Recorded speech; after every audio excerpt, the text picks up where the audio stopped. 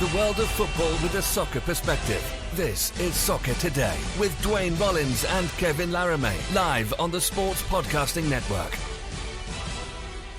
Good day, good night, and welcome to Soccer Today for Friday, December 6, 2019. And before we get going, today's the last day for you to take advantage of our special offer.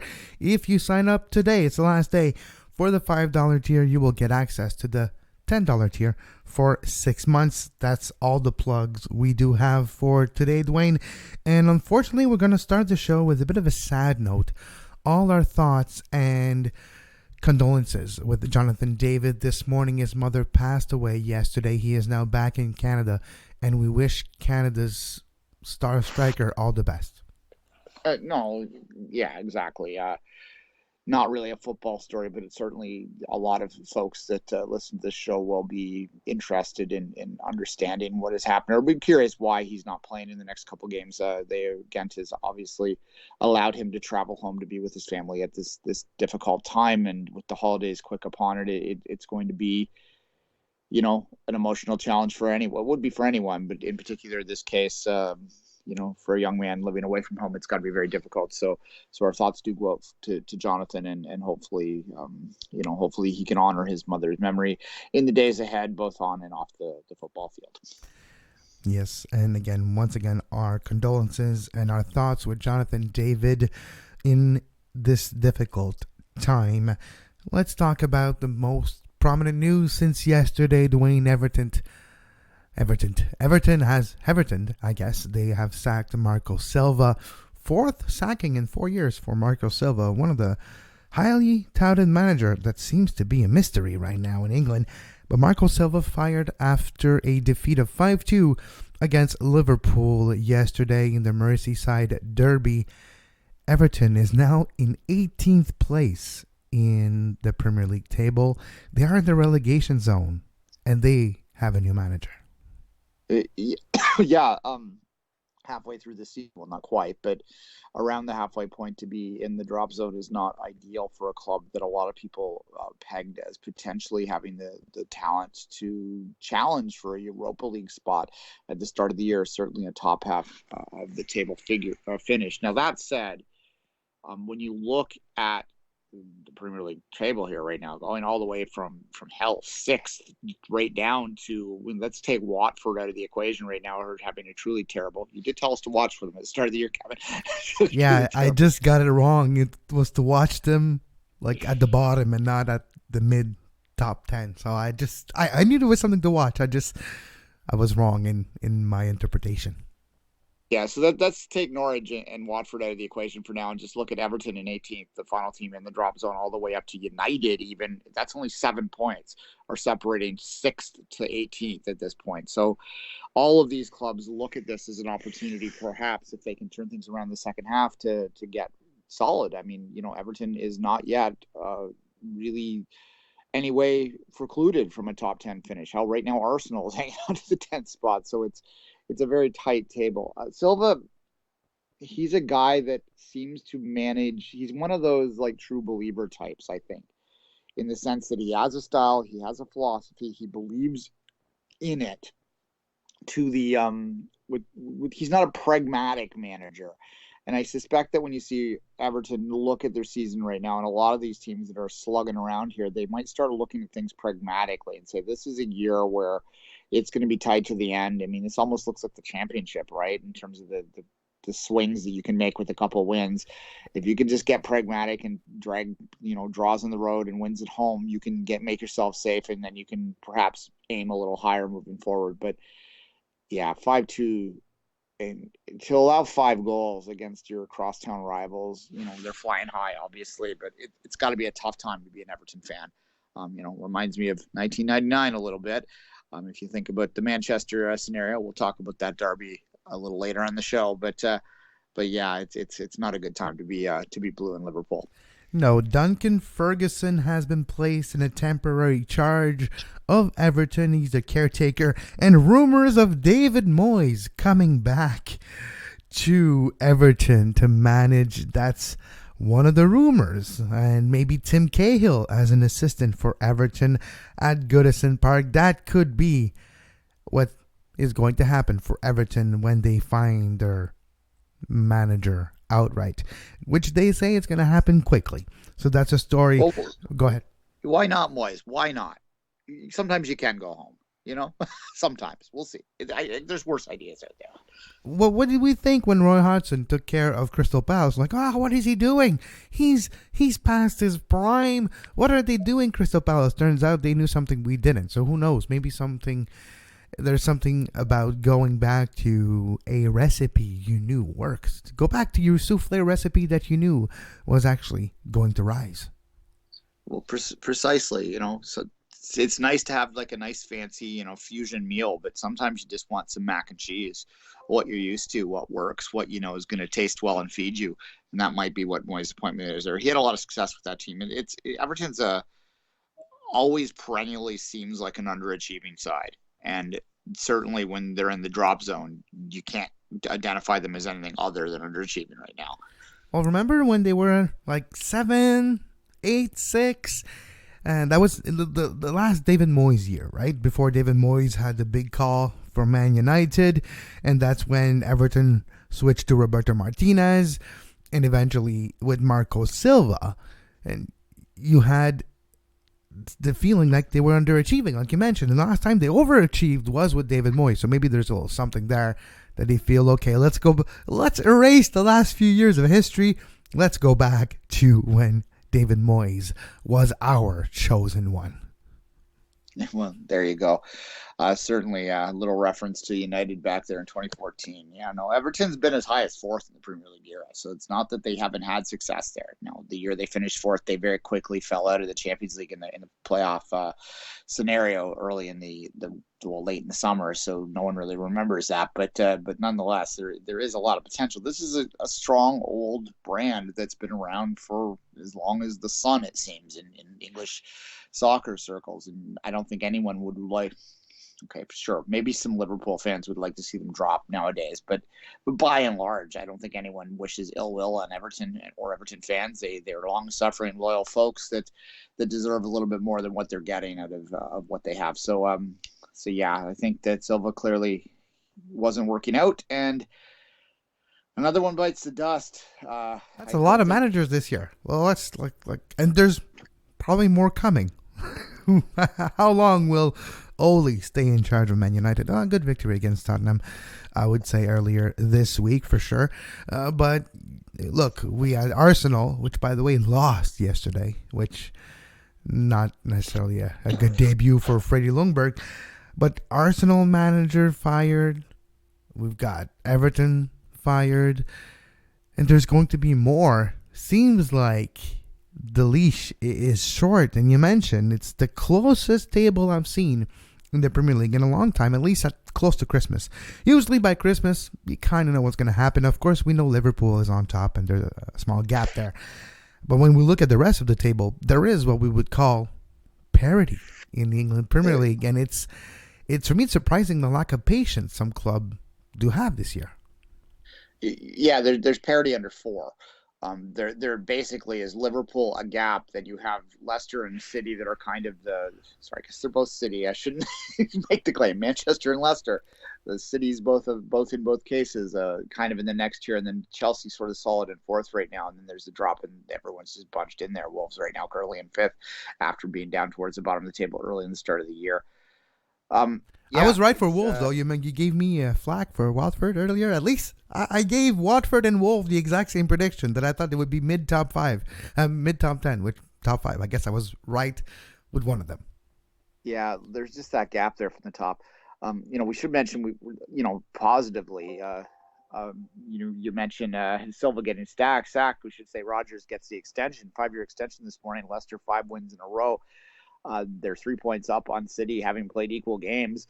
Only allowed 9 goals on the season. That's an incredible stat right there. Yeah, and full credit to them. That's why there's a title race right now, not City.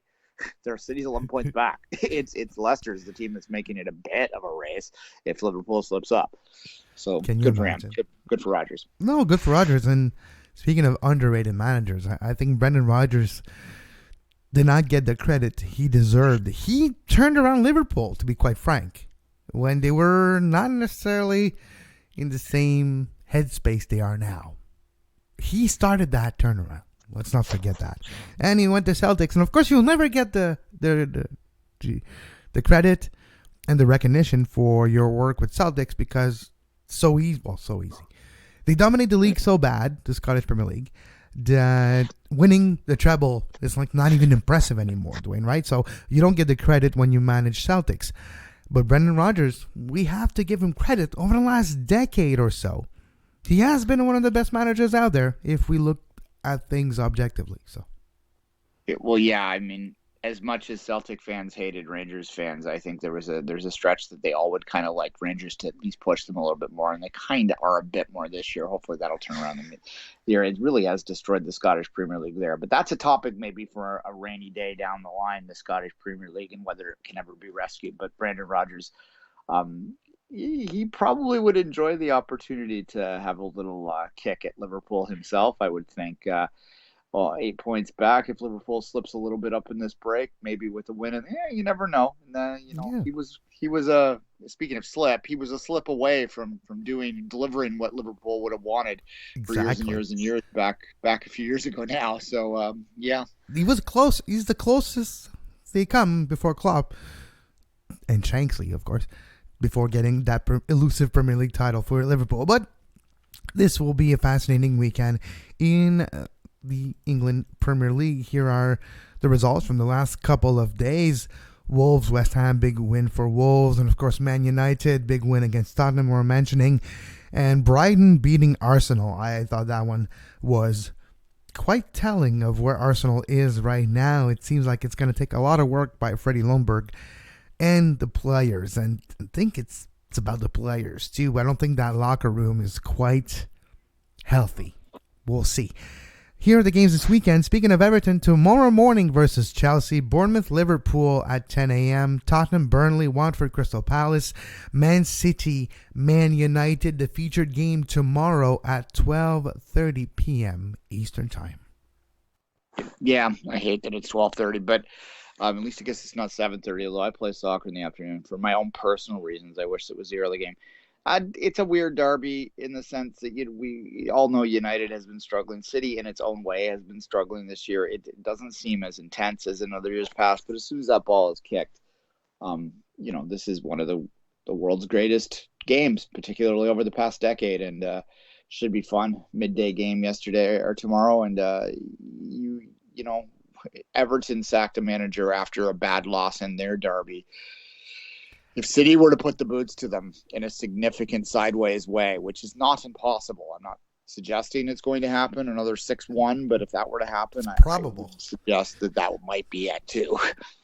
Maybe sacked in the morning will play on Sunday morning in Manchester, the red part of Manchester, but we'll keep an eye on the games this weekend in the Premier League for sure. Let's talk about bread and butter. Let's talk about Major League Soccer. Great article on The Athletic by Sam Steckow where he talks about Charlotte and also Nashville and the expansion process. So if you have a subscription to The Athletic, I strongly suggest you read this long-form article by Sam Steckow that came out earlier today. But he does give some information on Charlotte. So yes, it's probably going to happen, barring some T's being crossed and I's being dotted. Pretty much the stadium is the issue now, to find a way to make sure that you can blanket some seat, can paper some seats as we call it in the lingo that they use in the stadium world. If you paper some seats to give it a better look and a more full look, because 75,000 seats in Charlotte is a bit big for the Charlotte team, MLS team potential.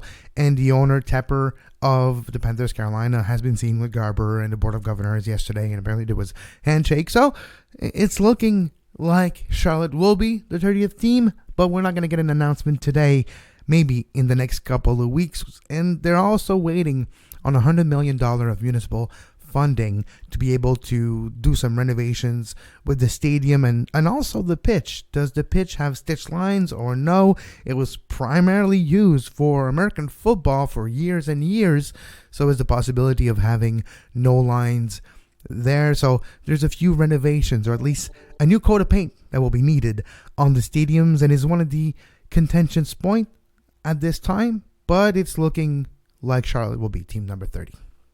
Yeah, I think a lot of these issues. There's also a report that came out that the city of Charlotte had a request from Major League Soccer to block off a certain part of the city on the 17th of December. So, let's be honest here. This doesn't seem like these are insurmountable obstacles that they have to overcome. But I think they do want a temporary plan. I think they're satisfied with all of the long-term plans out of Charlotte, but they would like to see a little bit more details on what they're going to do in the short term for their temporary stadium situation, because I think MLS knows by now that temporary stadiums sometimes last a little longer than temporary. Ask the folks in the Bronx. But what's the threshold with something that is temporary to become permanent? Like in like definition, if you go to the dictionary, is there like a time limit? Like if something is temporary but lasts 10 years, isn't it permanent at that point? Just asking for a friend here. Yeah. Well, speaking of that friend, they came out that their CCL games, of course they qualify for the CCL, are now likely to be played in a AAA, maybe even be AA. It's another baseball park. They found another baseball park in the New York area that they're going to play their CCL games on in February. So that's going to be up on at Staten Island. So there you go. They're going to hit every borough and play every ballpark in the entire city of New York. Until they play on Coney Island. That's going to be fun. NYCFC playing on Coney Island. Let's get some Nathans and let's go watch some footy. Anyway, yeah, it is something. Yeah, so there's that. But look, Charlotte, I texted you this morning. It almost seems like they jumped the shark with this. This is a completely make and fetch happen kind of move in a lot of ways. But if the money's there, they're going to go. And this is the clear indication. I mean, we've been saying this for years. We used to say it's about the stadium stupid. No, it's about the ownership stupid. Yeah. Is what the proper thing is now. And yeah, Charlotte, there are better markets out there. Like Charlotte has never shown a particular, with all due respect, anyone from Charlotte who's listening to this, there is a long history of struggling professional teams in that market. Now, they haven't had a lot of success. The Independence is not a force in the USL. You know what I mean? It's not like North Carolina Courage. It's not like the Sacramento Republic. Heck, it's not even like Nashville SC, but I guess they know something we don't. Yeah, well, I have to remember what their NBA team is called because one moved, right? So the Hornets moved, but they're called the Hornets again. The Hornets moved to New Orleans, and they were called the Hornets for a while. Then they were called the Pelicans, and the Charlotte were called the Bobcats. But then they reverted to the Hornets. So everything is good in this world. The nicest looking logo in the NBA still exists with the Charlotte Hornets. Every kid back in the 90s used to like that one. Along that, the San Jose Earthquakes, not Earthquakes, the San Jose Sharks, and they were the teal, sexy logos. Teal was really cool in 1993. Don't you remember the AHL All-Star? All-Star, yeah, exactly. 1993 was the year of teal, I guess, with this year too. Precisely, and then the Mighty Ducks came in with their Disney logo, and they kind of had a little greenish teal in theirs too. Guess what year was that? It was 1992. So there's a part of the world, 1992 to 1994, could be qualified as the teal years. Back when the Ducks were mighty. At any rate, that's for our hockey show, and you get your bingo card out there. No, Charlotte, I don't know what to think about this. It's not a market that like when Nashville came in. I get there's concerns about that too. In Sam's article, he talks about how there's only been 5,000 season tickets that have been sold so far. We'll get there. Yeah, it seems concerning, but I think that there's a lot to do in Nashville, and I think that it's going to be a last minute crowd in a lot of ways, and once the atmosphere in the stadium is there for people to see, I think you'll get more people out. But the point I'm making here is that Nashville, when it was announced, it was like, oh, that's a fun market, that's exciting. Sacramento gets announced, and you're like, yeah, they deserve that. They've done a lot of things there. Even the Austin situation was tempered by the fact that it saved the crew. The fact that they got that franchise, okay, fine. And Austin is a city that has a certain cool factor to it. So yeah. See, sorry, go ahead. I'll say my thought for when you're done. I know that I've talked to a lot of people that have actually been in Austin, but from an outside perspective, South by Southwest and all that sort of jazz, and it's the liberal, island in Texas and blah blah blah. It's all there, but nonetheless, there's something that you can say with a lot of these markets. Charlotte, you're like, you're left cold. Charlotte, I mean, really? I mean, Cincinnati leaves you cold as a market too. No offense, it's a Midwest market, but at least they had the momentum of the fans there, right? Whereas there's just nothing in Charlotte. It just doesn't seem like anything. And whatever, they've got the ownership, so Yep. we'll see. And we'll see if they turn out to be Atlanta number 2. Who knows? That is possible. Because Atlanta was the same before, like the Silverbacks, the failure in the NASL back then. And they tried to revive that, and it was like, there was more people at my wedding, I think, than the last few games of the Atlanta Silverbacks, and I'm barely exaggerating. So my wedding wasn't that big. That's the point here. So I do feel like Atlanta pulled something out of their bum.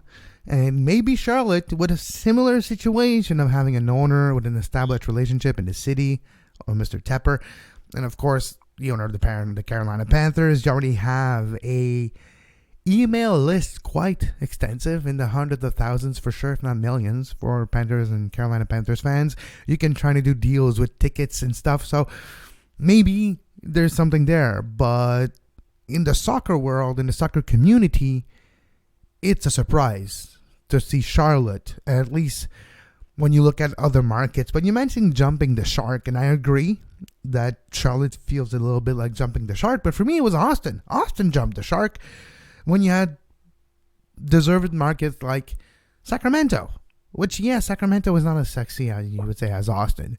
But it proved for over a decade that it can sustain a soccer team and a fan base over 10,000 over the last 5 years, game in, game out, coming to the stadium to encourage the Republic. It's a proof. It's a proof of a fan base, and it's a proof of concept, and they convinced the league. It took them almost a decade. And for me, Austin should have followed the same model, and that's where it jumped the shark. Even to Nashville to a point. Nashville is still a recent team in the USL with some success on and off the field, I agree, but not in time. In Cincinnati, it was the same thing. It wasn't in time, and they fast-tracked that process, and in 4 years, they were already in Major League Soccer. But for me, it's in time. You want to reward markets that have proven time and time again that they deserve to be there, sometimes to the detriment of a newer, sexier market, and make them wait a few years and get the market that deserves. So basically what I'm saying is, I'm happy St. Louis got in. They should have gotten earlier. I'm happy Sacramento got in. They should have gotten earlier. And Nashville, Austin, and Charlotte, for me, still should be waiting, and Tampa Bay should have a team. Yeah, you're talking football romantic there, and I get that, and I respect that. I just think from a business perspective that's not what's ever going to happen.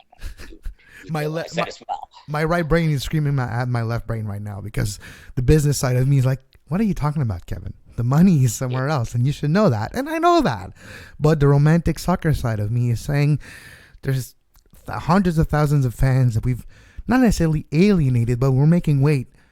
And we're giving new teams to a market that has to make its fans, which it's great, but no one's waiting there. Anyways, it's just one way to look at it. Yeah, look, I'll defend Austin as a market, not Austin as an entity, as a thing that exists now, because it's attached to PSV, and that's a whole other thing. But the market itself, had they just awarded an expansion franchise that totally was not connected to the mess that was surrounding that move, then I would actually be a little more interested in it than I am. And the further we get away from the Cruz situation, the more I become a little bit more intrigued anyway about what Austin will do, because it does check off a list that I think is an important and worthwhile thing for MLS to look at, and that is untapped markets. If you can get into a market where you don't have a lot of competition, you do have the chance to be that first love. And the example I'll give here, to use another sport, would be the Golden Knights in Las Vegas. No one ever thought Vegas was going to be a hockey market. For God's sakes, it's in a desert. So, there's no real template there for success. But because they were first in, and that perception was that they were, first in a major league in the United States, and the NHL is in terms of revenues, and the fact that it's the top league in the sport, that the fans adjusted to it and it came to it. And now to the point where when the Raiders come, I believe next year, I'm not necessarily convinced that they won't be second fiddle in terms of the hearts and minds of the average Las Vegan. I believe that they might be because the Raiders, Well, because they're the Raiders, but that's something else. well, that brand too. The NFL's tough. And I've often, might as well, hell, it's Friday. We can have a bit of a sideways conversation here. The NFL's a tough market because so many people have allegiances. I think of Toronto here, for instance, and there was talk for a long time of Toronto getting an NFL team, and that's, thank God, gone away because I don't think anyone up here wants one. But nonetheless, the Toronto Argonauts in the NFL. Well, look, they would draw. It would be $1,000 a ticket, but they would sell them because there's enough business. But nonetheless, I don't think it wouldn't be like the Raptors. Like the day the Raptors came to Toronto, everyone instantly was a Raptors fan that liked NBA in this city. Some people might have stuck with the Lakers or the Bulls for a while, but they still like the Raptors. If an NFL team came to Toronto, like people are still going to be Bills fans. They're still going to be Steelers fans, Cowboys fans, Raiders fans in that case, and that's going to be the same thing when they go down there. And also, the Raiders have moved so many times now that they might as well just take the city name out of them and just call themselves the Raiders and play in a different city every year. Why not every game? Sure, that works. Yeah. Well, it's true. I agree. It's the same for the Chargers, I guess. Which I guess they're LA now. Yeah, the Chargers play at StubHub Center. It's a soccer correlation for this part of the conversation. But no, it is what it is, but Las Vegas is actually mentioned in Sam's article, too, as a potential Team 31 or 32, which it's going to happen for sure. They're going to happen, yeah. I would almost be willing to bet anything that Vegas and Phoenix will be announced as 31 and 32 at the same time. Yeah, which makes sense. And then when you look at after 32, we'll see if it's possible or not, viable. That's a totally different story. When we started covering... you'd have to go to 40. You'd have to go into the two-league scenario at that point. At that point, yes. And I think the other part, too, is that there's a clear other thing here to bring this back to MLS, is that when they're doing this experiment, they keep talking about 32 as a magic, 30 or 32, and that magic number is there for a reason. It's because that's what the major professional sports leagues in North America stop at. The NFL is a 32-team league. The NHL is going to be 32 teams soon. The NBA, I believe, is 32. That's where they go to, right? That's the sweet spot for them. And it's clear Don Garber is highly influenced by the NFL voices in his head. And a lot of these ownerships coming in are NFL groups now that think that they can replicate what happened in Atlanta. And this is the question that I have is, can you catch lightning in a bottle twice there? And I'm not sure you can. In one of these, and I'm sure, and actually what I am positive is in at least one of these cases, whether it be Charlotte, whether it be Nashville, there's going to be a half-empty football stadium that's going to look terrible. And I'm almost positive there's going to be a three-quarter empty-looking football stadium in Chicago. The really terrible rebranding exercise that thgoing going through right now that's going to lay waste to any thought that just moving to the stadium is all that's going to fix things. And we're going to have a Chicago talk soon. But not today. Now, hopefully, when we have that Chicago talk, I can actually order some Giordano's because I'm actually getting hungry, and some deep dish pizza sounds about pretty damn delicious at 11:30 on a Friday morning. Before we say goodbye, we've talked about Nashville in the same article of Sam Steckel available on The Athletic. You can find, he mentioned, Nashville, apparently, according to his sources, has around 5,000 season tickets sold. Yep. It is going to be a Minnesota-style soft launch for Nashville, I am certain now. Yeah, well, you look at their signings, and I think they won't be as bad as Nashville because I don't think they'll make the mistakes at the back as Minnesota. I don't think they'll make the mistakes at the back that the Loons did. But, it's look, there's so many expansion teams now, and it's hard to get excited and pumped about them. They just seem like more like... It's funny. I remember quite clearly when the expansion first started, which was in 2005, and I was watching the league then, and then obviously excited when the Canadian teams came in and during the next wave. I never ever thought that I would feel like an established team, like a different wave for CFC. It seemed ages ago that they were anything but like just part of the wallpaper, right? And all of these teams come in so fast that it's just absurd that there was only 13 teams in Major League Soccer when TFC entered, when the Canada entered this league. Montreal was team number 19. And we thought that might stop at 20 at that point, and here we are, 10 above that. It's crazy how fast they're expanding, and it's, yes, a critic of this league can point to the NASL and how they that expansion kind of blew up in their face. There's a critical difference here in that they were accepting anyone with like a checkbook and I could have probably convinced the NASL to be owner of a team. Come on, let me have the SPNs, SPNs and the NASL. Come on, we can do this. I'll rent half a turf to someone I know and half of a turf to someone else, and maybe if we get into a fight, he'll leave with his part of the turf. Yeah. Well, if you had like the best regional used car dealership in Milwaukee back then, you could get a team. Is basically what it came down to. So here, this is a little different now. It is a little different, but Nashville, hopefully, they're able to get a name or something and start hyping next year's debut season in Major League Soccer. On that note, of course, the Guardian Top 100 Women, we'll talk about it on Monday's show. But if you want to hear more about women's soccer, Duane debuted earlier this week the Women's Soccer Review Show, available on the sportspodcastnetwork.com and probably on your favorite podcatchers already. It has been submitted to all your favorite podcatchers, Women's Soccer Review. You can find it anywhere you find your podcast and on our website with Jonathan Tannenwald and Duane Rollins, looking at the women's game through the eyes of the beautiful game, of course, with coverage of the NWSL. They talk about the Ballon d'Or this week and some introduction. I suggest you gave it a listen, and also some housekeeping before we say goodbye for today. It's the last day of our special offer. If you sign up today for the $5 tier, you get 6 months of the $10 tier included all the way to June 2020. This includes 3 audio documentaries, show notes, and even more. The $10 tier included with your $5 tier pledge for today only.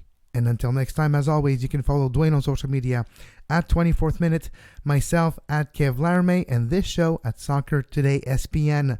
Back on Monday at 11 a.m., of course. And until then, as always, have a great soccer. You can find the podcast version of all the shows we do on iTunes, Apple Podcast, Google Play Store, TuneIn Radio, iHeartRadio, and anywhere you get your podcast.